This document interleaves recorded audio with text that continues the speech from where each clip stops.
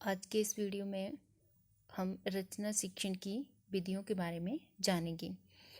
रचना शिक्षण की सबसे पहली विधि है प्रश्नोत्तर विधि। प्रश्नोत्तर विधि संस्कृत भाषा की प्राचीन विधि है। इसके द्वारा छात्रों के ज्ञानात्मक पक्ष को प्रभावित किया जाता है। इस विधि में जिस विषय वस्तु पर शिक्षण कराना हो उस पर प्रश्न किए जाते हैं और छात्र उन प्रश्नों का उत्तर देता है।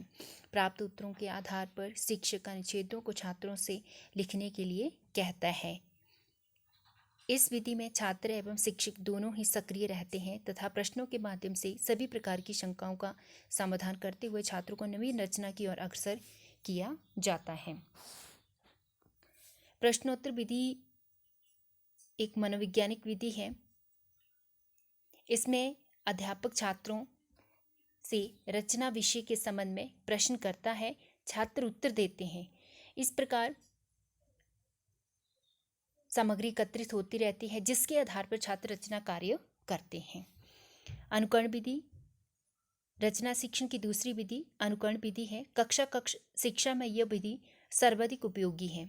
रचना शिक्षण में अनुकरण द्वारा छात्रों के समक्ष शुद्ध भाषा एवं शैली की दृष्टि से रचना प्रस्तुत की जाती है। छात्र उसको ध्यानपूर्वक सुनकर अध्ययन एवं मनन करते हैं। शिक्षक उससे संबंधित अन्य रचना के लिए छात्रों को विषय देता है। छात्र शिक्षक द्वारा दी गई पाठ्य वस्तु का अनुकरण करके रचना करता है।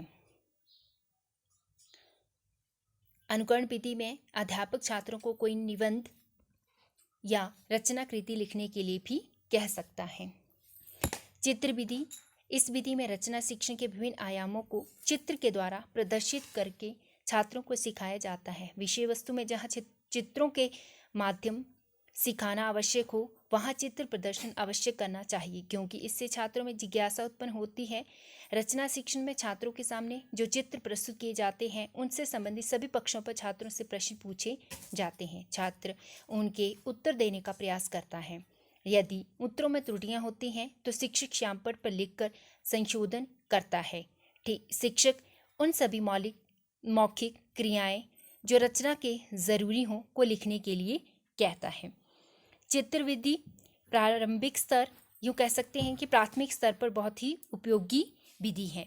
इसमें अध्यापक छात्रों को रचना से संबंधित चित्र दिखाता है और उनसे प्रश्न पूछता है।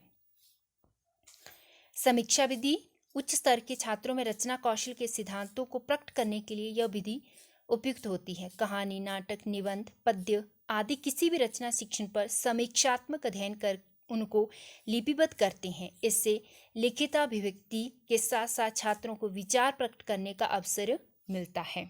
इसमें एक विद्यार्थी अपने विचारों अथवा अपने भावों को लिखित अभिव्यक्ति के माध्यम से रचना का रूप देता है।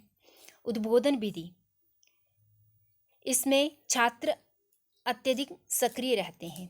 उद्बोधन विधि के द्वारा छात्रों की कल्पना शक्ति की जांच की जाती है। छात्रों को दृश्य शब्द के प्रयोग के साथ एक विषय पर चर्चा करके उनकी कल्पना एवं विचार शक्ति के माध्यम से संबंधित विषय पर अपने विचार लिखने का अवसर प्रदान किया जाता है। लिखित रचना में लिखने की इस विधि का माध्यमिक एवं उच्च कक्षाओं हेतु अपने विचारों को क्रमबद्ध करके उपयोग किया जाता है। प्रवचन विधि यह विधि व्याख्या विधि के समरूप है। प्रवचन विधि द्वारा शिक्षक रचना के विषय पर व्याख्यान देता है। छात्र उस व्याख्यान को ध्यानपूर्वक सुनकर प्रश्नों के उत्तर देने में समर्थ होते हैं। छात्र उस विषय के आधार पर उत्तर देने में समर्थ होते हैं तथा उसी विषय के आधार पर तथा अपने विचारों को मिश्रित करके स्वयं रचना करते हैं। अपने विचारों को स्वतंत्र आयाम देने की यह एक उपयोगी विधि है। इसके अतिरिक्त निरीक्षण विधि, तर्क वितर्क विधि और मंत्रणा विधि भी रचना शिक्षण की कुछ अन्य विधियां हैं। इसके अतिरिक्त सूत्र विधि में अध्यापक श्यामपट्ट पर वर्णित विषय के सूत्र क्रमबद्ध रूप से लिख देता है और इन सूत्रों के आधार पर छात्र निबंध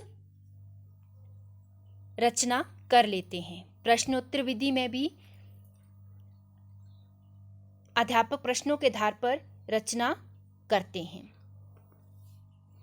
तर्क वितर्क विधि इस विधि का उस सामाजिक, राजनीतिक या शैक्षिक समस्याओं के विषय में जिनमें मतभेद हो उपयोग होता है। छात्र विषय के पक्ष और विपक्ष में चर्चा करते हैं, जिसके आधार पर रचना कार्य करता है। इसमें तर्क वितर्क विधि में एक विद्यार्थी सामाजिक, राजनीतिक और शैक्षिक समस्याओं पर रचना के रूप में अपने विचारों को प्रस्तुत करता है।